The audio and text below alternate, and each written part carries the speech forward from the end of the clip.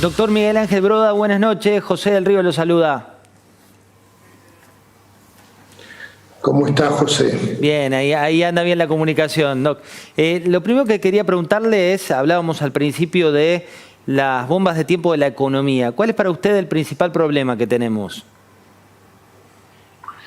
Mira, el principal problema que tenemos es el déficit fiscal, la incapacidad de financiarlo que no sea emitiendo dinero para el Tesoro. Y sin duda eso va a condicionar el 21, o sea, si podemos reducir a la mitad el déficit de este año, podemos llegar a tener un financiamiento que nos lleve a 50, 55 de inflación. Si vamos a un déficit fiscal de 4, 4,5 o un poco más, seguramente nos vamos a descontrolar en la inflación.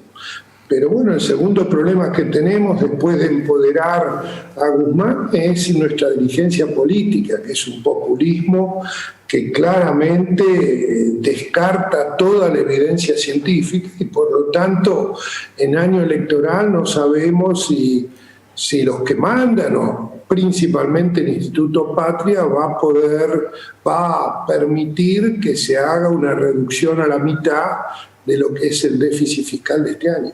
Doc, lo sumo a Alfredo Sainz con una pregunta. Sí, Miguel Ángel, usted dijo que con un déficit 4, 4,5 se va a acelerar la inflación, o que no recuerdo bien el término.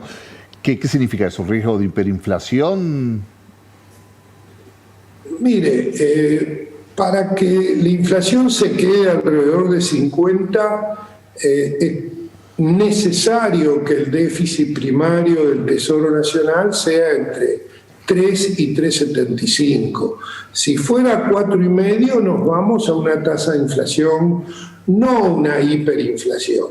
Nos vamos a una hiperinflación si el déficit del 21 es igual al déficit primario al de este año.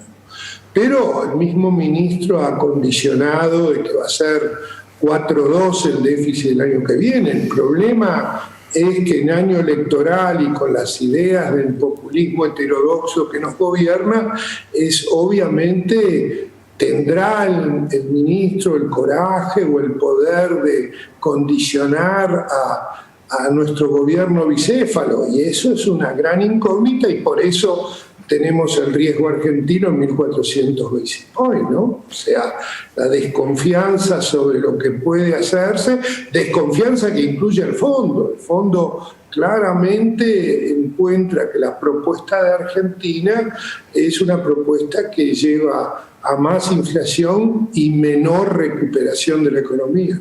Miguel Ángel, ¿qué pasa con las reservas? Recién veíamos los números y cuando mirás las reservas del país están en 2.700 millones de dólares netas, ¿no? Digo, 38.000 más o menos las brutas. ¿Qué significa esto? Bueno, las reservas netas líquidas son negativas en 2.000, 2.500 millones. Significa que estamos usando reservas que no son propiedad del Banco Central y no, por ahora no queremos vender el oro ni los derechos especiales de giro. Pero bueno, ya Cristina entregó el gobierno con más de 3.000 millones negativos. Estamos usando las reservas que no son propiedad del Estado, que las tomó prestadas, pero tiene para seguir usándolas porque el gobierno está en un plan aguante tratando de evitar cualquier devaluación por encima de la tasa de inflación hasta que llegue la cosecha. Así que yo veo reservas cayendo pero veo como muy probable que se llegue al otro lado del río, devaluando como la tasa de inflación, que tiene una leve aceleración por delante. Miguel Ángel, la última, muy cortita, tiene que ver con el cepo. ¿Es sustentable un cepo como el que tenemos en nuestro país por más tiempo?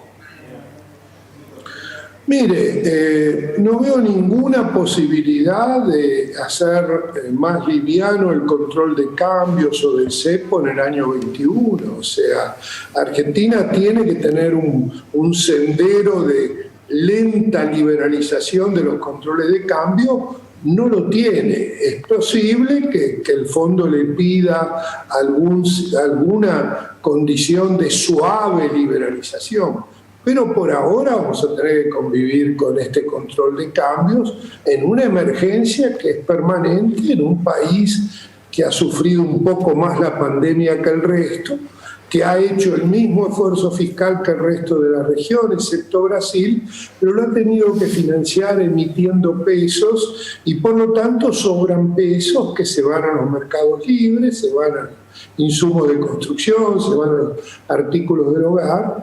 Y bueno, hay que reducir la diferencia entre lo que la gente quiere tener y lo que el gobierno tiene que emitir.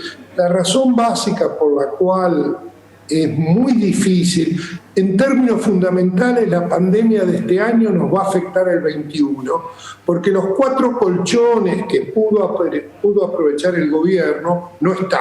El gobierno pudo aprovechar que los pasivos remunerados del Banco Central eran muy bajos y pudo absorber una parte importante de lo que emitía para el Tesoro. El segundo colchón es que vendió dólares a rolete y ahora no lo puede seguir haciendo.